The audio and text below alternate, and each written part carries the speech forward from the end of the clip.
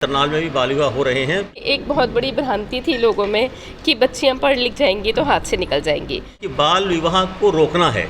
बाल विवाह की बात की जाए तो चाहे करनाल को ले लो, चाहे हरियाणा की बात की जाए, चाहे पूरे भारत की बात की जाए, बाल विवाह जो है लगातार बढ़ते ही जा रहे हैं। और ऐसा देखा जाता है कि जो बाल विवाह होते हैं वो बहुत ज़्यादा बाद में घातक साबित होते हैं, जिसके चलते आज हम एमडीडी बाल भवन में मौजूद है। और आपको बता दें कि बाल विवाह मुक्त भारत के नाम से एक यहाँ पर सेमिनार का आयोजन किया जा रहा है, और जिसमें जो करनाल की एडीसी मैम वैशाली शर्मा वो भी यहाँ पर पहुँची है, और जो बाल विवाह पर रोक लगा जाए जिसके चलते ये सेमिनार का आज आयोजन किया गया है। यहाँ के एमडीडी बाल भवन के रहने वाली जो बच्चियाँ हैं उन्होंने बहुत सुंदर प्रस्तुतियाँ दी, और मैं प्रशासन की ओर से आज के दिन, आज के शुभ अवसर पर ये संदेश देना चाहूँगी कि सभी लोग अपनी बच्चियों को आगे बढ़ने के समान अवसर दें, और उनके जो सपने हैं, जो उनकी एम्बिशंस हैं, उनको पूरा करने में उनको सहयोग दें। मैम, एक बात सामने काफ़ी ज़्यादा सुनने में आती है कि बेटियां पढ़ लिख जाएंगी तो हाथ से निकल जाएंगी।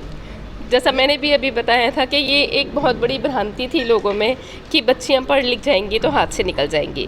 पर आप देखिए कि आज बच्चियां पढ़ लिख कर अच्छे मुकाम पर जाकर देश का नाम रोशन कर रही हैं। तो हम सबकी जिम्मेदारी है, सिर्फ प्रशासन की या सरकार की नहीं, बल्कि हर एक व्यक्ति की जिम्मेदारी है कि वो लोगों के मन से ये भ्रांति दूर करने का प्रयास करें, और ये अपने समाज में एक रूटीन चीज़ बनाएं कि बच्चियों को पढ़ाया जाना बहुत ज़रूरी है, और बच्चियों को पढ़ाने से वो हाथ से नहीं निकलती।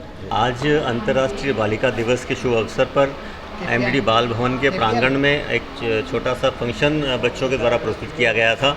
इसमें करनाल की जो माननीय अतिरिक्त उपायुक्त महोदया हैं उन्होंने शिरकत की है मुख्य अतिथि के रूप में, और उनके कर कमलों के द्वारा आज हमारे भुवन रिबू एक बाल अधिकार कार्यकर्ता भी हैं, लेखक भी हैं, सुप्रीम कोर्ट में वकील भी हैं, उनके द्वारा लिखी गई एक पुस्तक का विमोचन भी किया गया है। तो इस शुभ अवसर पर हम यही संदेश देना चाहते हैं सभी बच्चों को, आपके माध्यम से सभी बच्चों के माता पिता को, कि वो अपने बच्चों को पढ़ाएं, उनको लिखाएं। दूसरा, जो बाल विवाह की कुरीति है, विशेष रूप से हम आपके माध्यम से ये जरूर कहना चाहेंगे, जो बाल विवाह की कुरीति है उसको हम समाप्त करने में हमारा जो समाज है वो ज़रूर सहायता करे, वो आगे आए। किसी भी रूप में 18 वर्ष से कम उम्र की बेटी की शादी ना हो, और किसी भी रूप में जो 21 वर्ष का जो बेटा है उसकी शादी ना हो।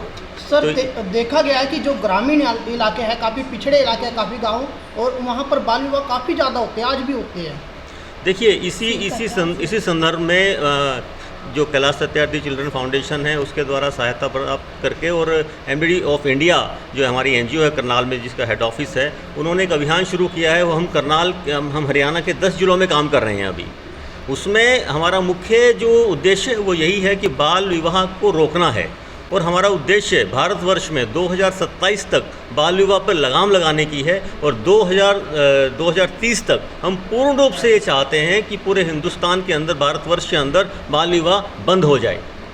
सर, करनाल में भी बाल विवाह हो रहे हैं सर? जी बिल्कुल, आपने सही कहा, करनाल में भी बाल विवाह हो रहे हैं। पिछले साल अगर हम बात करें 2021-22 की, तो तकरीबन 21 जो बाल विवाह के प्रकरण थे वो दर्ज थे हमारे यहाँ पे, और हम पिछले 5 महीनों में जो काम कर रहे हैं यहाँ, हमारे सम्मुख भी तकरीबन 30 ऐसे प्रकरण आए हैं जिसमें बाल विवाह होना पाया गया है, और हमने उसको रुकवाया है।